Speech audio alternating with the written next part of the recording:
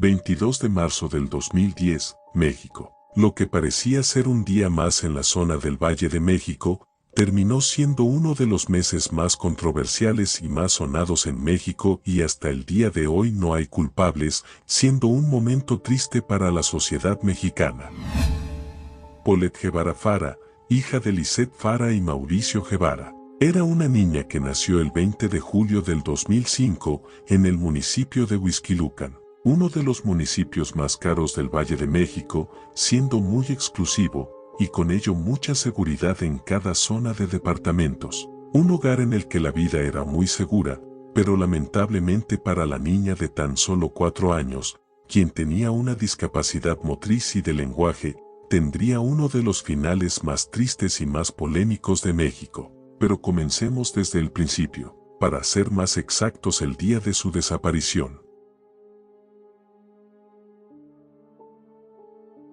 La mañana de lunes, en uno de los llamados Garden House del edificio 11 del fraccionamiento Hacienda del Ciervo, Erika Casimiro comenzaba con sus responsabilidades de nana, como lo hacía de forma habitual, así que se dirigió al cuarto de Paulette, de 4 años, quien tenía que asistir a varias de sus actividades, una de ellas, prepararla para asistir al jardín de niños. Al entrar a la habitación de Po, como la llamaban de cariño, se llevó la desagradable sorpresa de que la niña no se encontraba en su cama. Movió un poco las cobijas, revisó debajo de la misma, removió algunos peluches, buscó por todos los rincones donde la pequeña se pudiera esconder y estarle jugando una broma, pero no fue así. De inmediato, Erika corrió a la recámara de la señora Lisette, madre de la niña, y le informó que Paulette no se encontraba en su cama.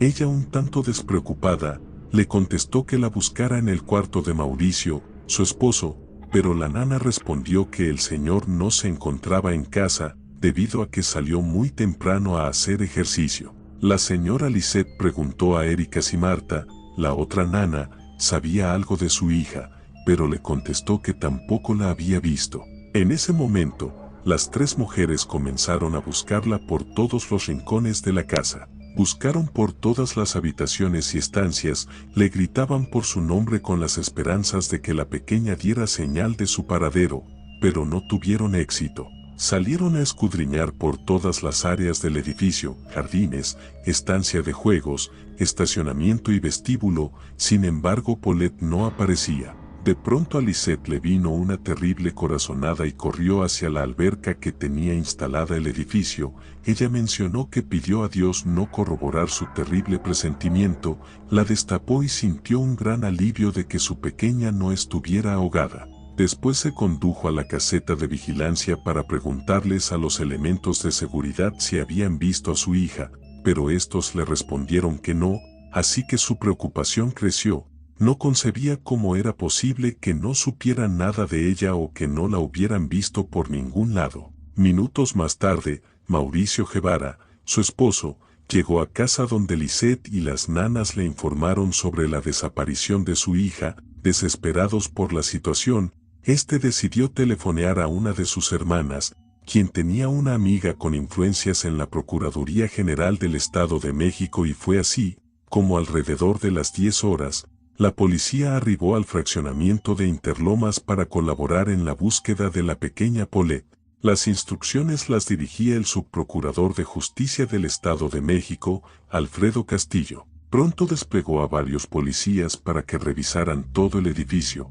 Las revisiones incluso se realizaron en departamentos aledaños, donde los vecinos colaboraron con ellos. Otro grupo entró a la habitación de la pequeña Paulette con varios caninos adiestrados. Ahí los perros exploraron el lugar y les dieron a oler las sábanas de la niña para que la rastrearan por todo el domicilio de los Guevara Fara. Es sabido que el olfato de un canino muy pocas veces falla, así que pusieron toda su confianza en ellos. Por otra parte, algunos investigadores buscaban huellas dactilares o pisadas en el departamento y corroboraron que no se habían violado las cerraduras y tampoco había ventanas rotas. Confiaron que al revisar los videos del circuito de seguridad tendrían pistas que los llevara a dar con el paradero de la niña, pero al consultar a los guardias, estos les mencionaron que solo usaban las cámaras para monitorear, por lo tanto, no tenían registros de las imágenes. Habían docenas de policías que entraban y salían del departamento en su intento por encontrar a la pequeña Paulette.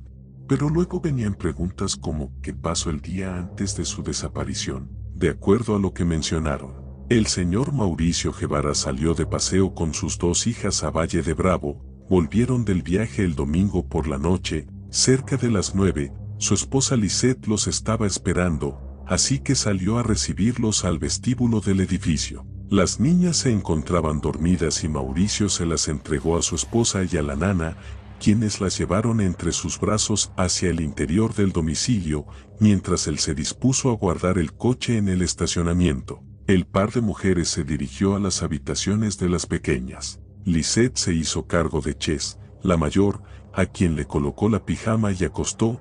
La nana hizo lo propio con Paulette. Después Lisette fue al cuarto de su hija menor, quien ya se encontraba bajo las cobijas, le dio la bendición y las buenas noches, se despidió de ella, apagó la luz y cerró la puerta. Sobre lo que acontecería después, no se sabe con certeza porque los hechos quedarían envueltos por la intriga, el misterio, las mentiras y las contradicciones que rodean a la familia Guevara. Por el modo en que Paulette había desaparecido, cuando menos en apariencia, con la poca y ambigua información que la policía tenía hasta ese momento, lo primero que pensaron fue que se trataba de un secuestro. Se condujeron bajo esa premisa y echaron mano de un especialista, un sujeto que operaba para la unidad antisecuestros de la Procuraduría del Estado de México. Su trabajo era negociar con los plagiarios para que liberaran a sus víctimas sin hacerles daño alguno. José Luis, como se llamaba, contaba con una extensa lista de personas rescatadas con éxito. Podríamos decir que tenía una prestigiosa trayectoria en la corporación. Como era costumbre, su trabajo requería de mucha paciencia hasta recibir la ansiada llamada y negociar con los criminales. Así que se apostó en la sala del domicilio de los Guevara Fara, pero pasaron 3 días y José Luis, el negociador, tenía la certeza de que en la desaparición de Paulette había algo muy turbio, pues ya habían transcurrido varios días y nadie llamó para pedir el rescate de la pequeña. Con más dudas que al comienzo, el siguiente paso de las autoridades fue interrogar a todos los integrantes del domicilio de los Guevara Fara, con la intención de poder establecer una línea de investigación sólida que los llevara a esclarecer el caso. El jefe de la Policía Ministerial del Estado de México, Víctor Magaña, y el subprocurador Alfredo Castillo se acercaron a Amanda de la Rosa, también conocida como La China, quien era la mejor amiga de Lisette Fara. De forma amable, le dijeron que necesitaban hacerle algunas preguntas y subieron a una de las recámaras donde iniciaron el interrogatorio. De acuerdo al interrogatorio, el subprocurador le dijo a Amanda que ella y Lisette fueron de viaje a Los Cabos por un fin de semana. Ella contestó que sí.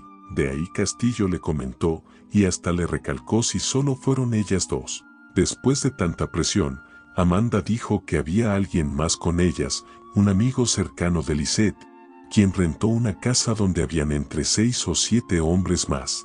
Amanda cuenta que tenían un cariño especial Lisette y su amigo, aunque no pudo asegurar que sean amantes o novios. Después, Amanda pidió al subprocurador Castillo no contarle nada al respecto a Mauricio, quien de por sí estaba destrozado por la desaparición de su hija, como para recibir otro golpe como ese. Además les dijo que su amiga no pensaba dejarlo, ya que se sentía muy feliz con la familia que tenía. Alfredo le contestó que a ellos no les interesaba saber si Lisette tenía amantes o no, lo que querían era resolver el caso y no precipitar las investigaciones. Por el momento, no le comentarían nada. Con el paso de los días, la situación se complicaba aún más para las autoridades, y los padres de Paulette afirmaban a los medios de comunicación que estaban muy unidos, que recuperarían a su hija y saldrían adelante. Para ese momento, el vestíbulo del edificio 11 de Hacienda del Ciervo se encontraba atiborrado de periodistas y cámaras. Incluso, las unidades de control remoto de las 2 televisoras más grandes del país se habían instalado también.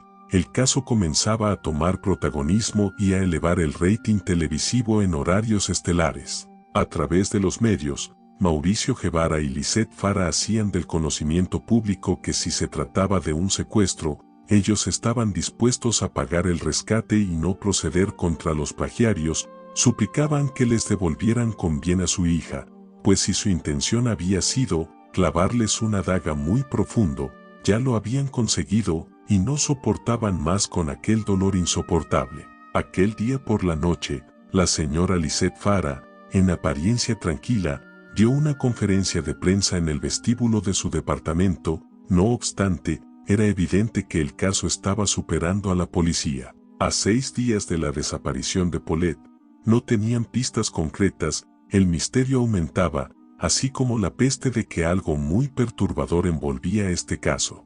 Solo le pido a la persona que la tiene que por favor la deje en un centro comercial. Yo no quiero represalias o en un autoservicio, para que la niña no tenga peligro y alguien la reconozca y la traiga a los brazos de su madre.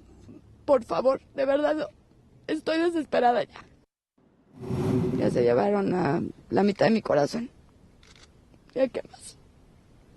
Explicación lógica, seguimos todas las conductas con las que nos conducimos todos los días, el cuidado personal de las niñas, yo, mi esposa, las niñas que nos ayudan con ellas, y a este momento, desde el momento en que desapareció, por así llamarlo, no encuentro una lógica de cómo pudo haber sido. La incertidumbre trajo desesperación y sembró la discordia en los padres de la pequeña Paulette, quienes se enfrascaron en una fuerte discusión en la que Mauricio Guevara culpó a Lisette de la desaparición de su hija, a quien le reclamó que la noche del domingo 21 de marzo, ella metió un bulto a su casa y no a su hija, por lo tanto, la responsabilizó de lo que le ocurriera al día siguiente. A petición del subprocurador Alfredo Castillo, ambos acudieron a ratificar sus declaraciones ante la Procuraduría mexiquense. Temas de monitoreo que hay y llevarse a la niña me parece absurdo. Eso es lo que yo me quedo, o sea, por eso no estoy desesperado de pensar cómo le hicieron, porque a mí me queda claro que hay algo más en todo esto, ¿no? No es el tema de que la gente sepa que no es un lugar tan inseguro. Finalmente, viviendo aquí 8 años, jamás se ha perdido una pluma de casa. Muy bien planeado, o sea, sí hay una planeación aquí. No hay una... Por eso no llamaría ni desaparición ni secuestro, hay planeación muy exacta, porque fue preciso.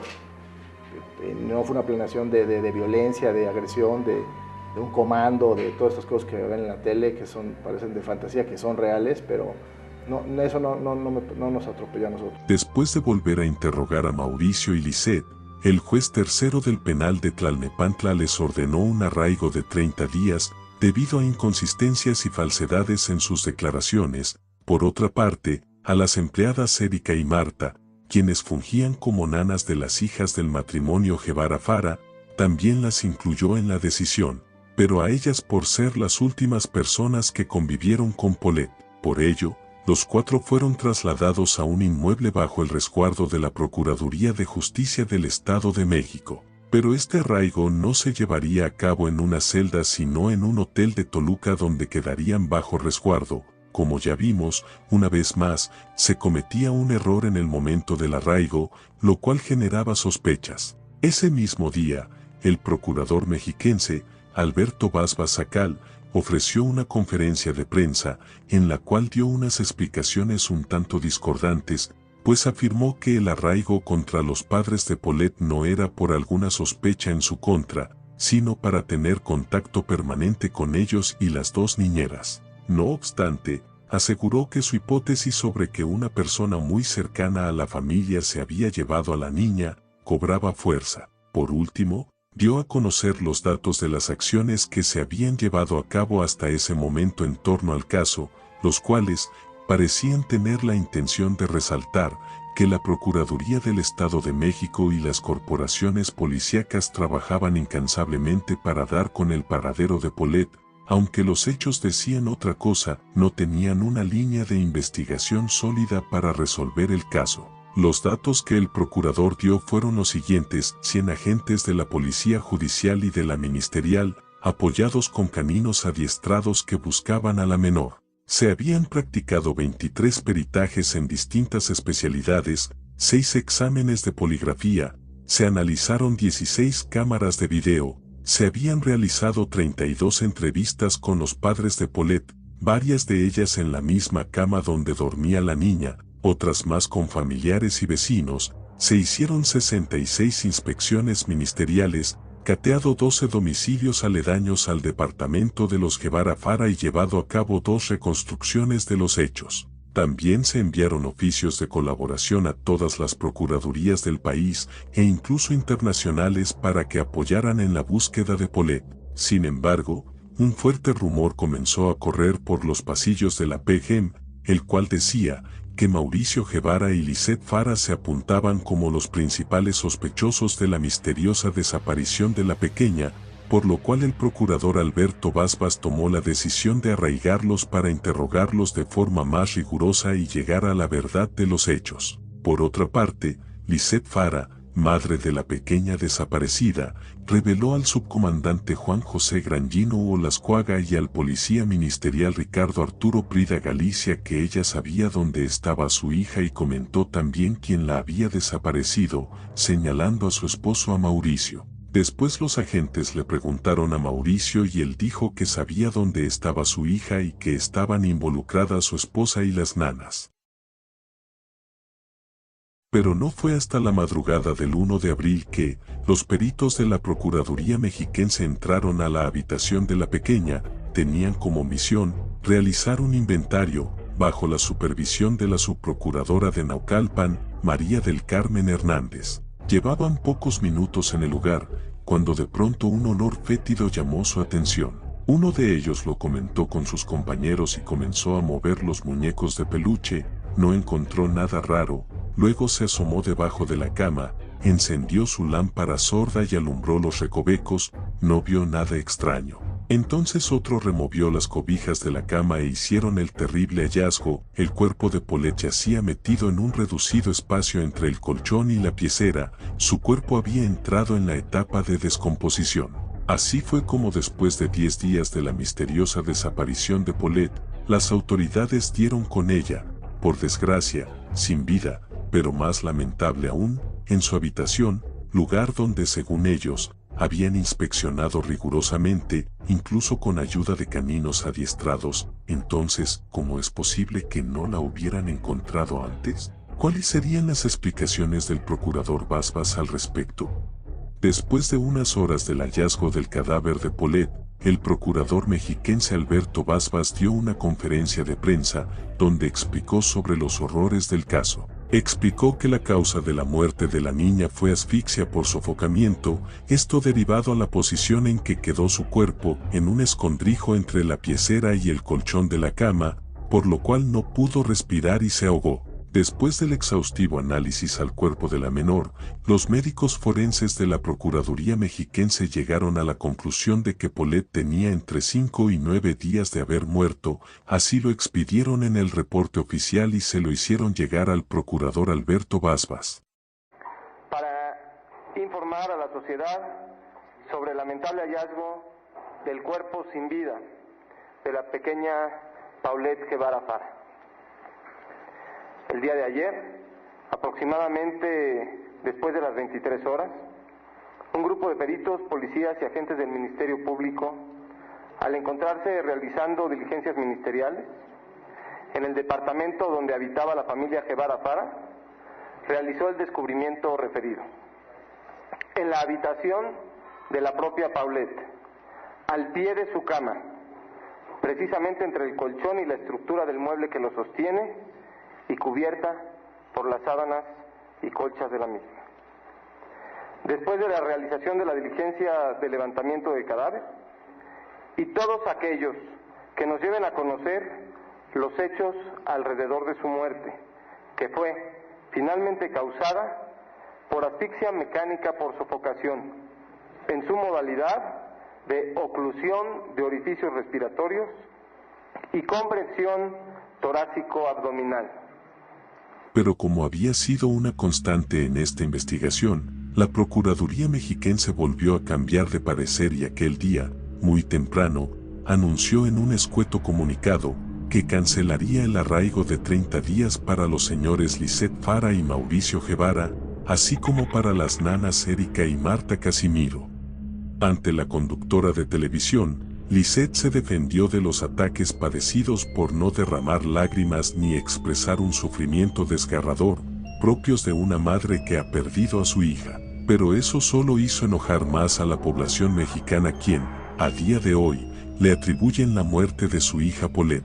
Por otro lado, Mauricio Guevara dio también una entrevista a la televisión y en ella señaló que no estaba en condición de meter las manos al fuego por nadie y enfatizó: sigo con la convicción de que mi hija no se accidentó. Sabemos que en la actualidad existe mucha ciencia y tecnología para las investigaciones, por lo que muy pronto sabremos lo que verdaderamente pasó. Ante la ola de críticas y escepticismo por parte de la opinión pública por los resultados negativos en la investigación, el subprocurador Alfredo Castillo se vio obligado a dar algunas explicaciones y trató de justificar la cadena de errores que habían cometido y aún así, el subprocurador parecía muy convencido de sus palabras, pero sus explicaciones fueron muy incongruentes. La cama de la niña nunca fue vista en su totalidad, no se quitaron por completo las cobijas ni se levantó el colchón para ver por debajo. Nadie nos dijo que en la cama había un hueco, señaló Castillo.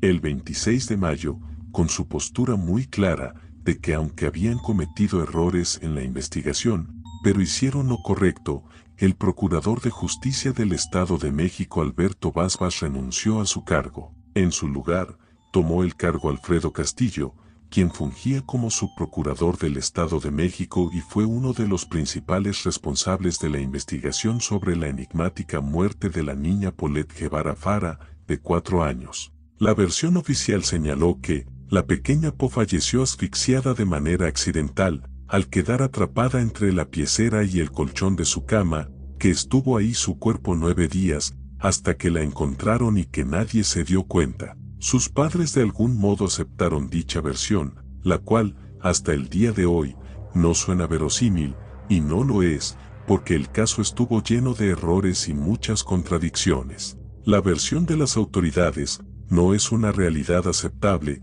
ni que se sostenga y la muerte de la inocente niña quedó en la impunidad. Es muy triste saber cómo una niña, que tenía un futuro por delante, fue tristemente arruinado por muchas contradicciones y posiblemente la niña no descanse en paz y lamentablemente jamás sabremos qué pasó cuando Lisette acostó a su hija Paulette un día antes de su desaparición. ¿Quiénes estaban coludidos? No sabremos si la pequeña sufrió, pero esperemos que haya justicia algún día. Mientras tanto, las personas involucradas obtuvieron mejores cargos como lo fue Alfredo Castillo, Alberto Basbas, entre otras personas involucradas. Bueno amigos, ¿qué les pareció este caso? Para mí es uno de los casos más tristes de este país y es algo que un niño jamás debería pasar. Es muy doloroso saber que no hubo culpables en este caso y que hayan inventado la excusa de que el cuerpo de Paulette siempre estuvo en la cama por 9 días y hubo entrevistas en esa recámara y nunca percibieron el olor. Un caso muy aterrador y que jamás será borrado en la historia de México. Bueno amigos, me apoyarían mucho suscribiéndose al canal, dándole like y comentando qué les parece este caso y qué otros casos les gustaría que hiciera para el canal. Sin más que decir, nos vemos en el próximo video. Hasta luego.